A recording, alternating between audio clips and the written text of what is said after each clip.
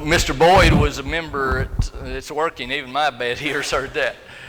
Mr. Boyd was a member at Sandy Hook 61 years ago when my dad preached there. And so it's nice to make connections and good to have those connections.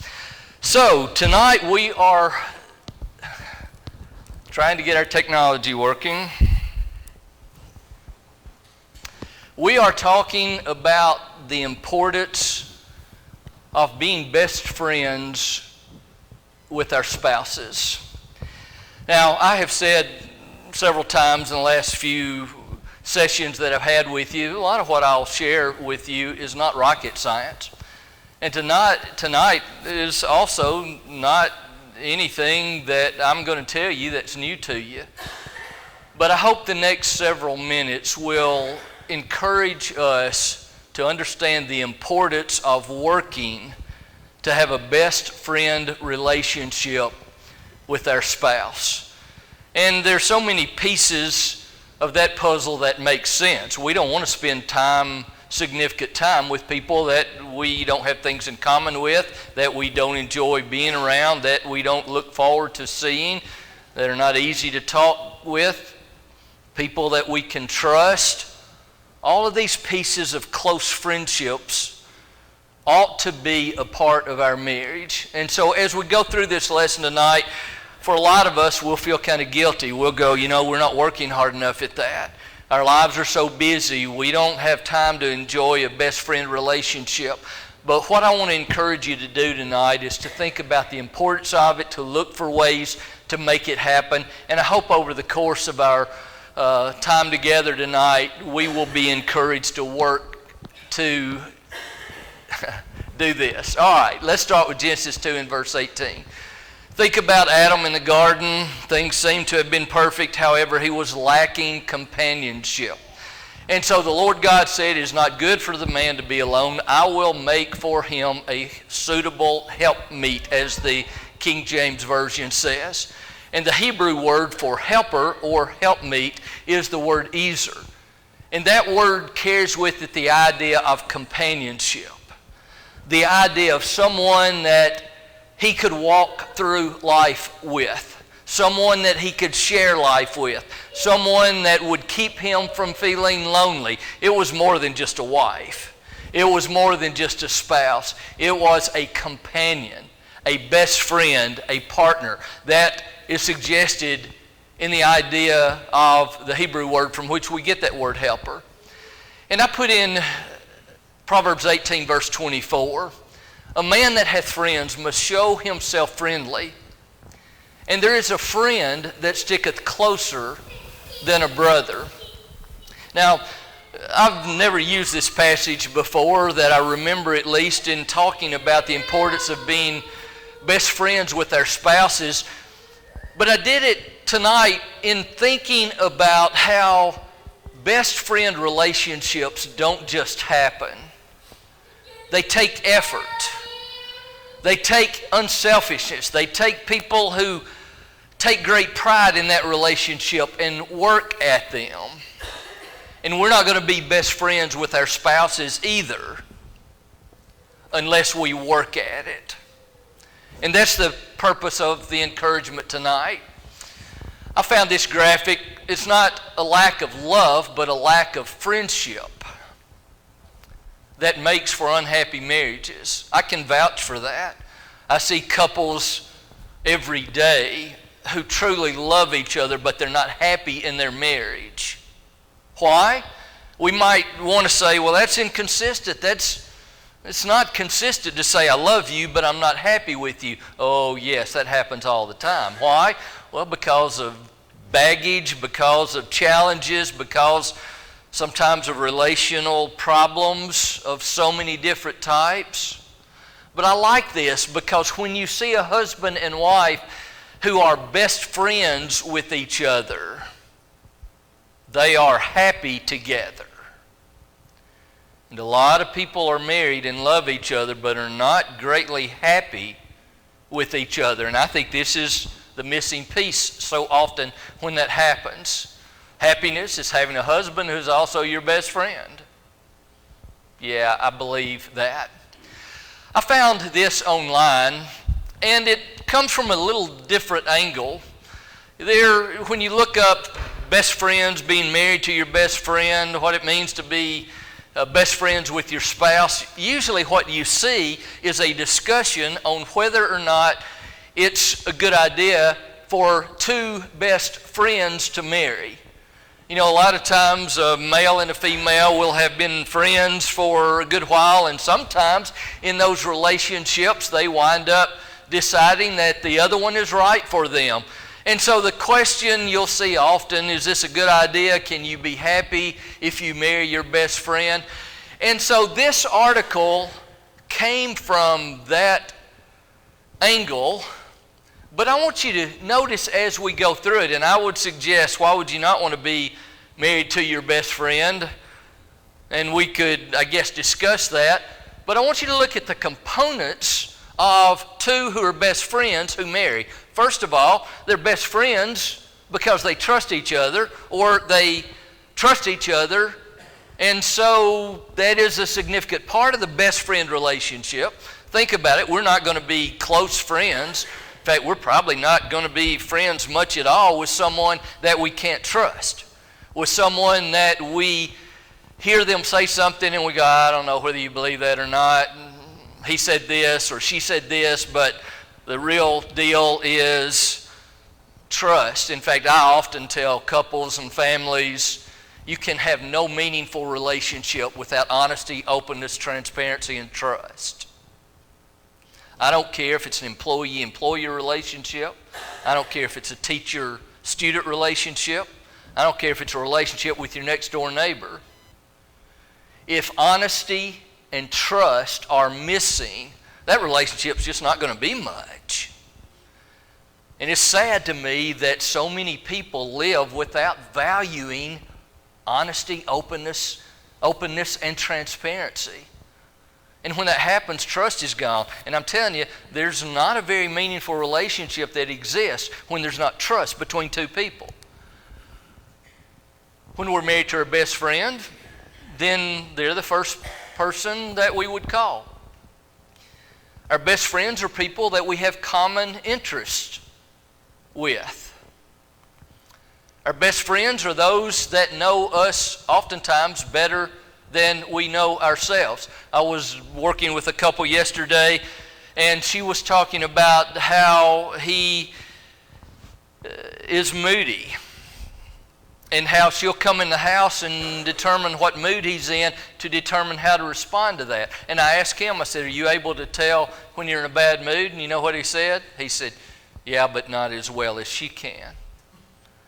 And I appreciated his honesty, because the truth of the matter is usually others can tell how we feel better than we can tell ourselves, especially when it comes to our moods. And when others are able to see ourselves better than we are able to see ourselves, then they know us pretty well. They're very close to us. Best friends can do this. Why marry your best friend? Well, you've got your own language. And those of us who've been married a while understand this. You know, sometimes it's the slightest look, sometimes it's the gesture.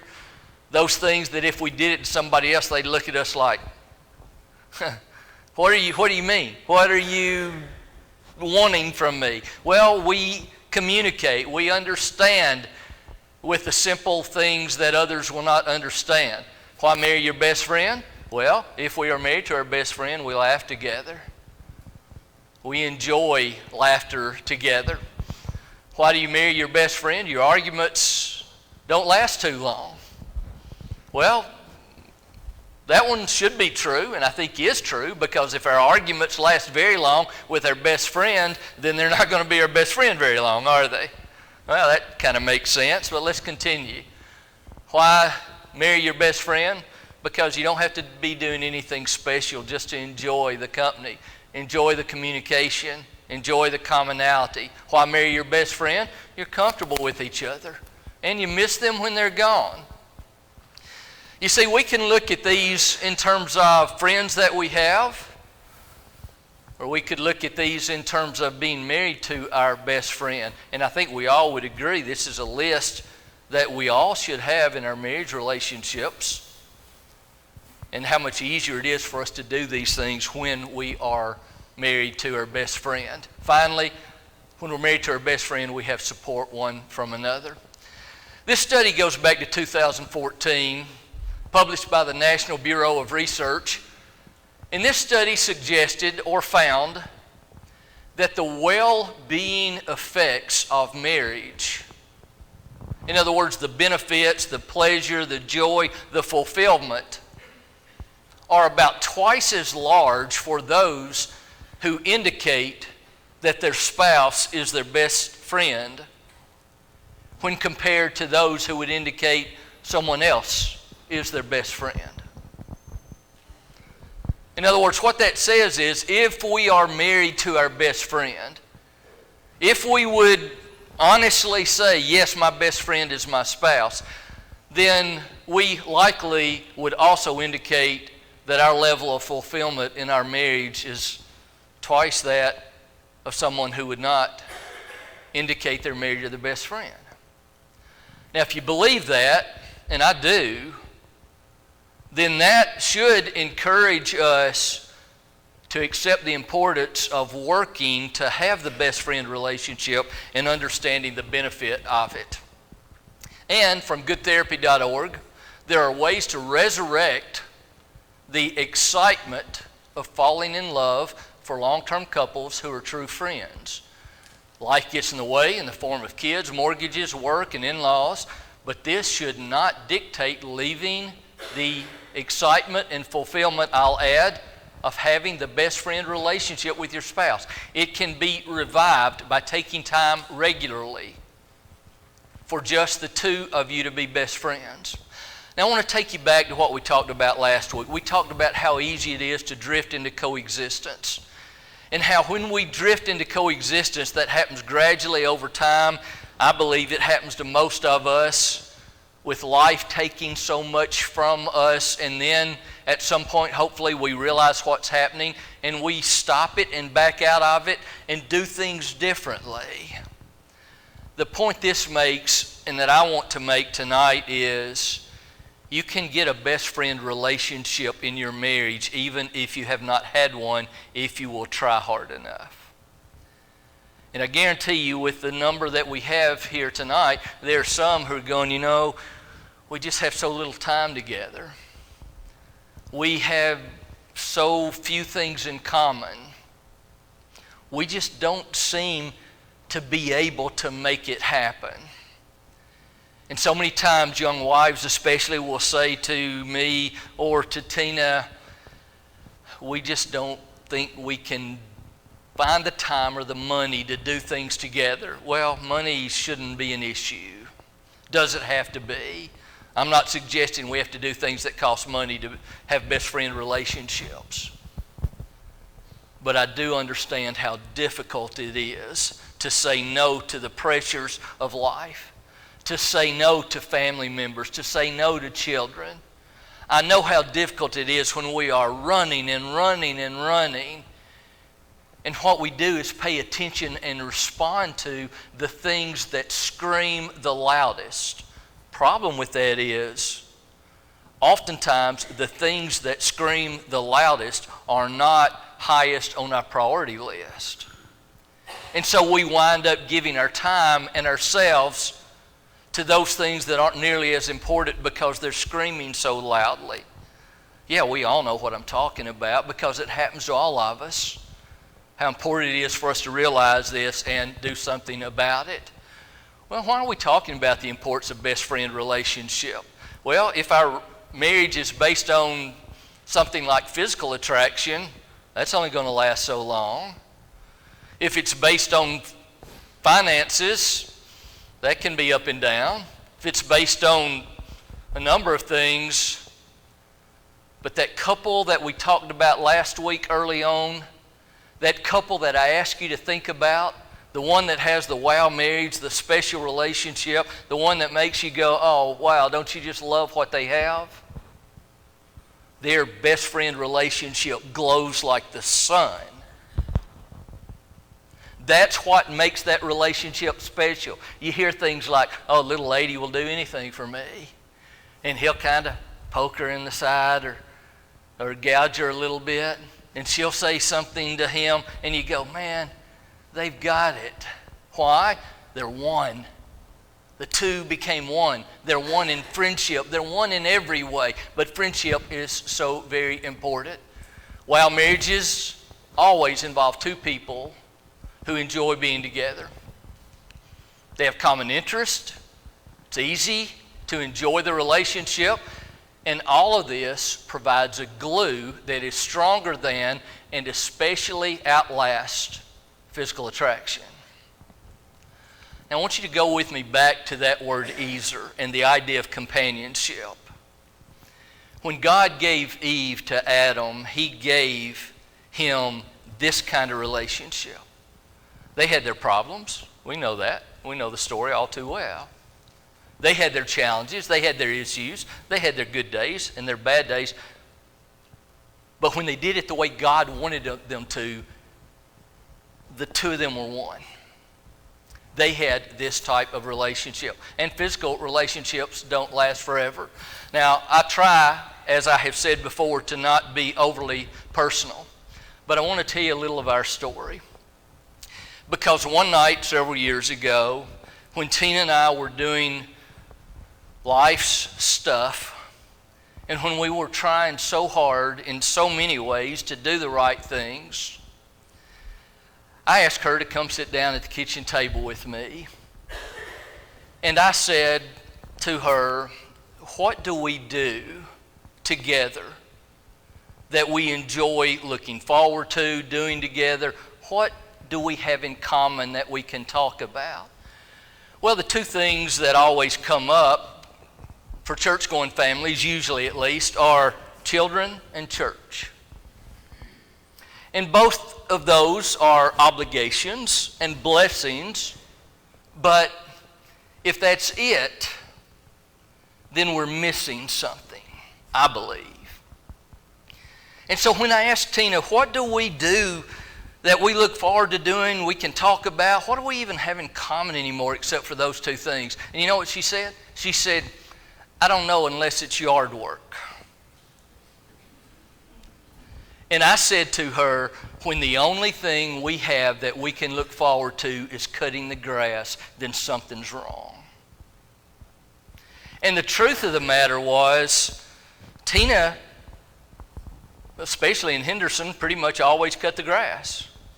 I was out on the farm on a tractor, this or that. She liked being outside on the lawnmower. And in fact, I was telling this story many years ago, and I had an older man come up to me afterwards, and he said, Preacher, how you feeling? I said, pretty good. Why? And he said, well, I was just thinking if you were getting ready to die, I'd ask your wife to marry me. She mows grass.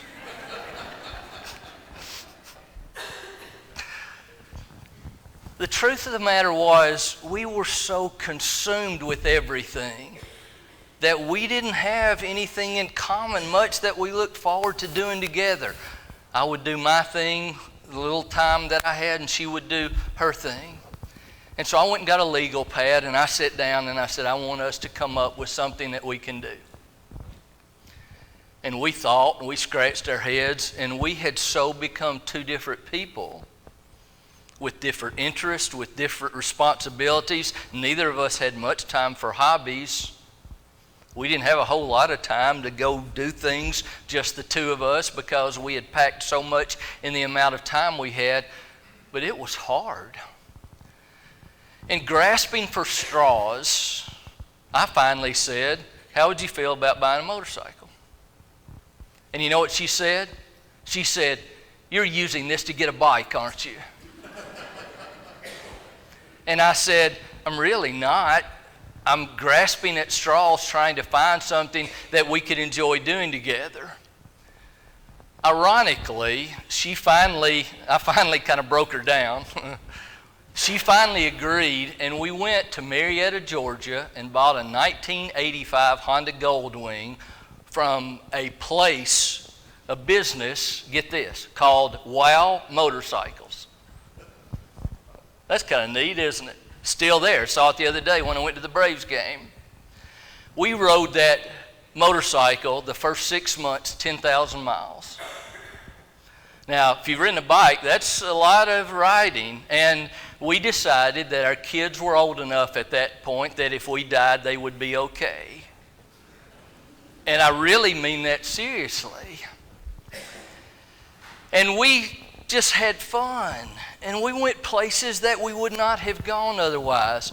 And in December, we sold that motorcycle to somebody else, and we bought a new 2005 Honda Goldwing that we rode 87,000 miles before we sold it 3 or 4 years ago.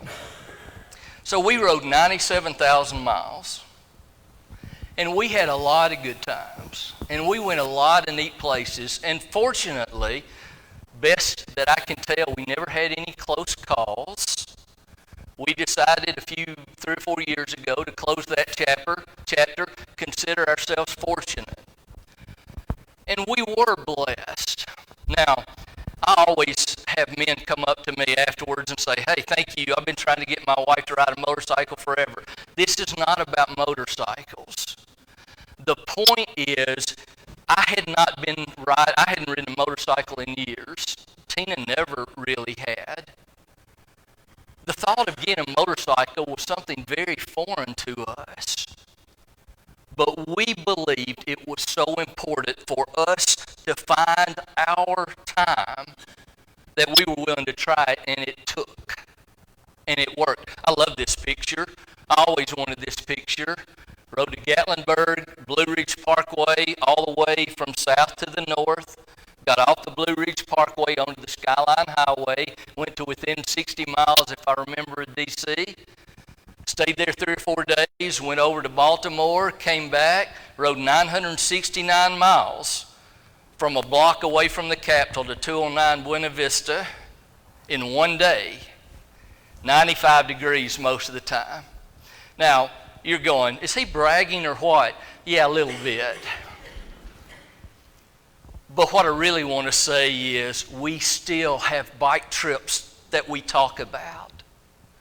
We still have good memories that we enjoy. Why? Because we learned, again, to be best friends. Now, it wasn't easy. It was something we had to ease into. There were times that we kind of got on each other's nerves. There were times that being within a foot of each other for 12 hours on a motorcycle seat one day makes you ready when you get home to have some space. And I'll move on, but I want to make the point, and the point is you got to be purposeful about it. And when you are, it works. But what are the challenges? Well, some of these are obvious. Children, we talked about. Careers, we wind up working longer and harder, it seems. And when the newness wears off, as we talked last week, the relationship is not as exciting. We don't try as hard. We take each other for granted. And in the process, most of us, at some point after we married, we started developing our hobbies or continuing our hobbies. And as we develop them and continue them, guarantee you 90% of us would look back over our marriage and we would think about those hobbies that we developed, and they were in different directions. And if we didn't make an effort to have that commonality, then this is what we were doing. Next challenge, sometimes, often, others will become best friends. And so spouses are competing, and I'm not even talking now about friends of the opposite gender. I'm talking about wanting to spend time playing golf with him, or wanting to spend time going to flea markets or antique shops, the wife with her. So many times when we have that little free time, we want to do this, and that takes us in different directions. And so many times others compete with our spouses to become our best friend. And this one is a big one. When we are not working somewhat equally to develop our faith, And when we find ourselves yoked together with a spouse, one of which has a significantly stronger desire to have a relationship with God and a deep faith, then that creates challenges. Because we're probably outside of marriage, outside of family, we're probably not going to be best friends with someone who has a completely different morality standard or set of values or level of commitment to the Lord and His church, because changes everything. And when we find ourselves at a significantly different place in terms of our faith with our spouse, sometimes hard to be the best friend that we're talking about tonight. What's the biggest challenge? It's just life pulling us in different directions. Call it whatever you want to, but we all feel that pressure, especially young married couples, young to middle-aged married couples. Most understand the value of being married to my best friend. But can we create this type of relationship? Nothing I've said has surprised anybody. We all are going, yeah, that's right, but it's so hard. Well, can we do it? And how? So, I don't want to just identify the challenge, but I want to help you with it. Number one, friendships and relationships in general take effort. Remember how much effort we put into the relationship when we were dating, especially in the early days, when we were trying so hard to impress him or impress her. Nothing was too difficult for us to do because it meant that much to us. Now, if we started dating somebody and we put no effort into it whatsoever, where would it go? It wouldn't last very long, would it? Of course it wouldn't. So how do we expect a marriage to be good when we're not putting forth the effort? You know what I hear myself? I hear myself saying the same thing over and over again. I feel like I'm sitting here begging us to try harder. And the reason I do that is because I see week after week after week couples who have allowed this to go and how it works when they put it back together. So, number one, commit to doing things that you have not been doing. I'll have couples come into the counseling room sometimes, and in fact, last week I had a husband who said, well, that's just who I am.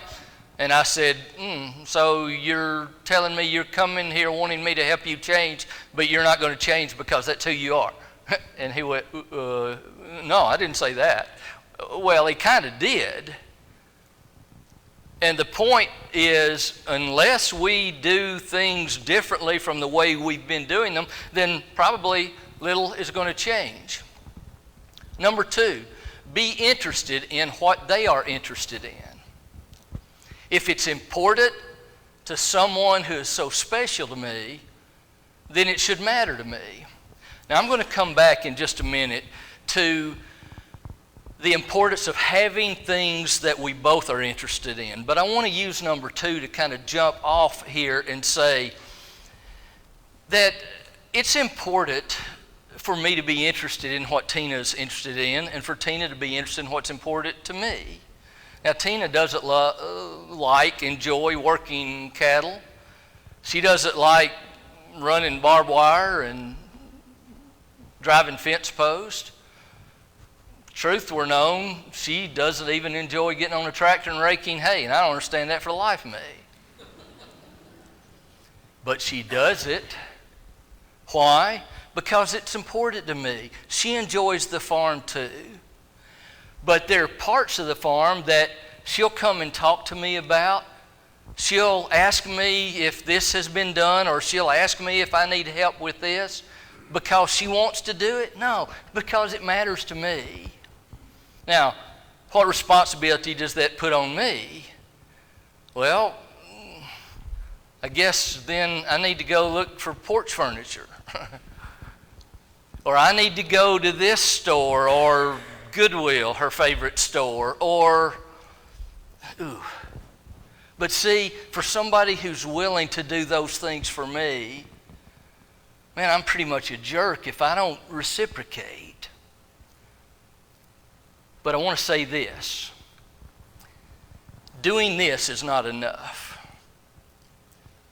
Because the true glue that sticks us is the one we'll get to in a minute, where we find that thing or those things that we both enjoy doing. Now again, doing things for her and her for me, that's important. But if that's all we do, then we never have two people that are happy at the same time. And I'm not saying that trying to be funny. I'm saying that's kind of the way it feels. But let's continue with number 3. Find common interest. I know how difficult this is. I know what it's like to go into those two different places where it seems that we have nothing in common. And I sit there often with couples helping them to come up with things that they can do together. I love it when couples are able to say, there are a lot of things we enjoy doing together. We just don't have time.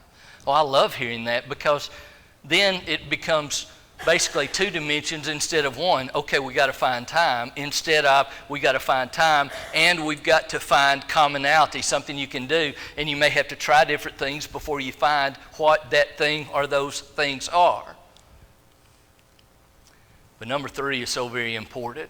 And I'm going to give you an exercise to do at home and encourage you at least to do tonight, where you take your spouse and you sit down and you talk to them for the purpose of coming up with number 3. Number 4, you got to nourish and care for one another. You got to be gentle. I guess if I could fix any one thing in bad relationships, it would be to put respect into the relationship. Why? Because sometimes, so many times, couples get to the point where they take each other for granted. They say things that they ought not to say. One spouse will feel put down, will feel disrespected. But I want you to think about having a close friend, even, not necessarily a best friend, having a close friend who's rude, who talks down to you, who puts you in your place, who's constantly telling you why what you did could have been done better, why you're always messing up. How long's that friendship going to last? It's not going to last long at all, is it? And so many times we let our guard down. We become nitpickers, we become critics, we have this human self-esteem tendency to build ourselves up by cutting each other down, and so many times it happens in the marriage relationship. And I'll tell you, you can't take tonight's lesson home with you and be best friends if you don't fix this one first. Because we are not going to want to spend time with people, spouses, that are not easy to be with. Number 5, be respectful in every way. We'll talk more about this later, especially when we talk about having conflict, how to disagree, how important it is to be respectful. In fact, on that night, I'll say, and I'll go ahead and throw it out now just for you to be thinking about.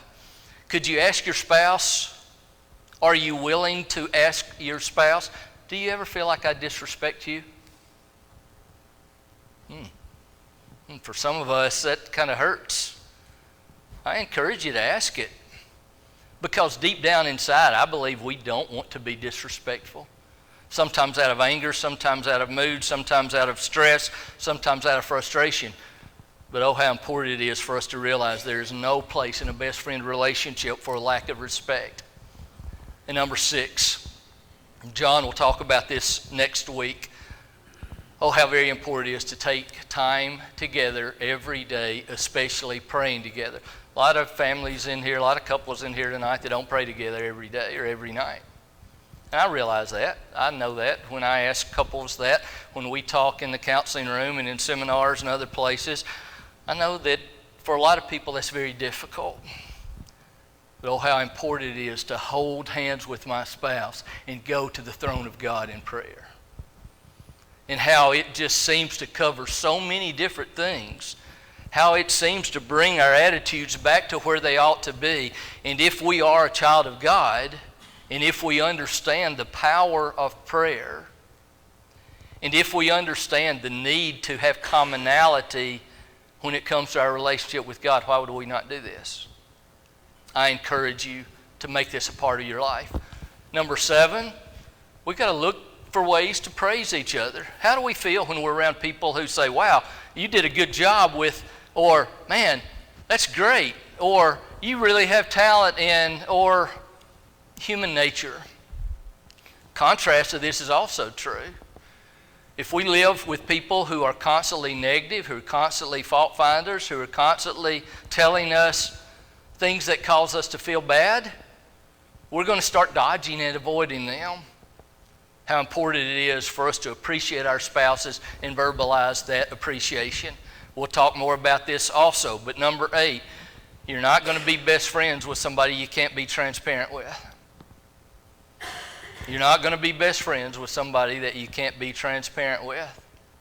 Can you ask your spouse any question and know that the answer that you're going to get is 100% accurate?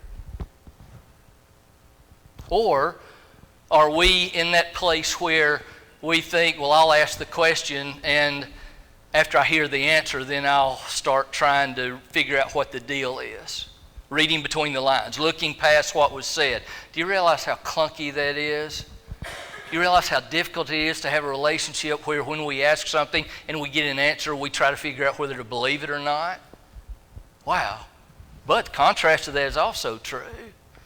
How freeing it is to have a relationship with somebody that you so trust that even if you ask a hard question, you know that the answer you get is exactly the truth in every way. Let your yea be yea and your nay be nay. The reason Jesus said that, because it provides the blessed life. Number 9, we can't be best friends with someone that we don't communicate with. Communication, intentional, purposeful, proactive. I was counseling several years ago with a couple who came in, and they said the first time we met, they said, we have decided that if you can't help us, we're going to divorce. And I thought, wow, there's no pressure here, is there? And they were in a bad way. They were in a bad place. They were in a very difficult relationship with each other. She was a stay-at-home wife. She had some health problems, such that at the time at least she was not able to work. He was a school teacher. And so we talked, and I tried to learn all I could the first session. And so I asked them, between now and next time, I want you to write down what you need from each other. And I want to talk about those next week. So come up with 3, 4, 5 things you need from each other the next time we meet. And so they came back. The husband said, I'll do mine first. And so he started listing his needs, and we went through them and talked about them. And then I turned to her and I said, so what do you need from him? And she said, I only have one need. And I thought to myself, yeah, sure, we'll uncover more than one. But I said, what is that one? And you know what she said? She looked at him and she said, I just need you to look at me when I talk to you. And I thought, you're about to get a divorce because he won't look at you when he talks to you? Well, it was more than that, but really what was happening was he had taught school all day. He was tired of talking. He was tired of people. And when he would get home, he would go to the refrigerator and get a glass of tea and go sit in his recliner and turn on ESPN because he was ready for his downtime. But what did she need? She had been home all day by herself wanting adult conversation, and when he came home and did his thing, he wasn't connecting at all with her. And she resented it. She felt neglected, and rightly so. But when she said to him, all I want is you to look at me when I talk to you, he said, is that all? I'll never forget that. Is that all? And she said, that's it. And so we talked about how if he would come in from school, sit down at the kitchen table with her without the temptation of the recliner or the television, ask her how her day was, a good 10 or 12 minutes of that, and she'd probably be more than happy for him then to go and sit in his recliner.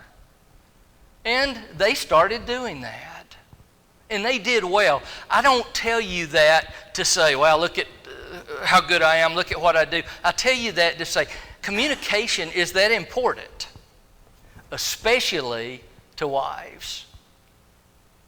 Especially to wives. Number 10, we have to continually check selfishness. We have to continually ask ourselves, how much does this have to be about me? How much is this about what I want?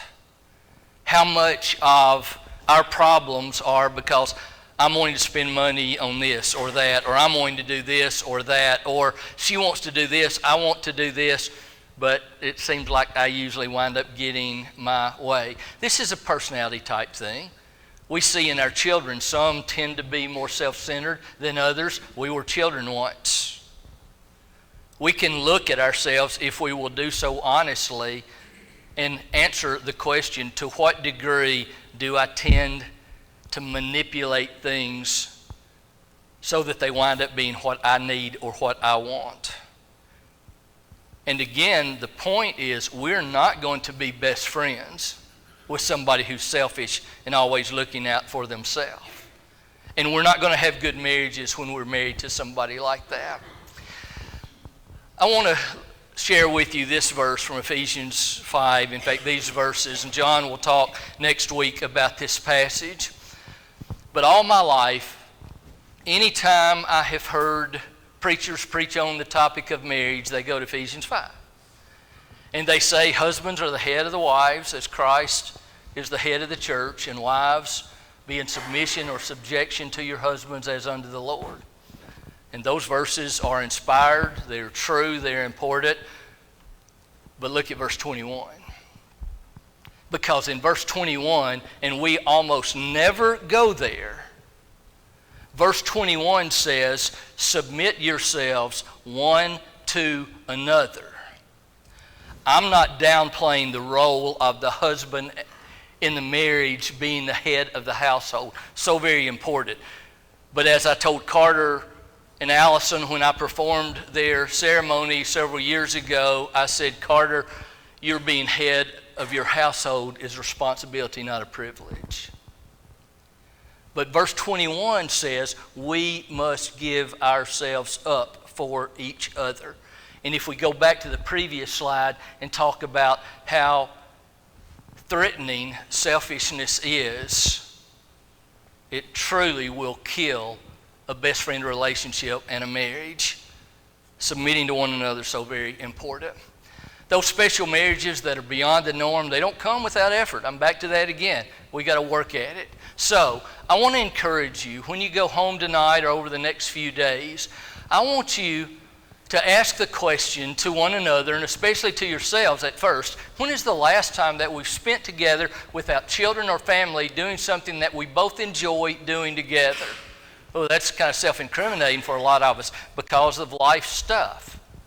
And number two, what do we do together that contributes to a best friend relationship, or what things contribute? What do we do that helps to create this glue that we've talked about tonight? And number three, and I want to encourage you very much to work on this together, what things do we do that we should do more often? Or what new things could we do together that we both will enjoy and will give us commonality and times together to look forward to anticipate together, and to talk about with mutual interest? Now, you can put all three together. Have this discussion. Why? Because most of us, based on how we live, need it. So I hope this has encouraged us to put forth more effort so that we will be that couple on the front porch holding hands and gazing at each other as though we just found each other. Doesn't have to be that way. We offer the invitation tonight. We'd encourage you, if you need the prayers of the church, if you want to put on Christ in baptism, that you come tonight while together we stand and sing.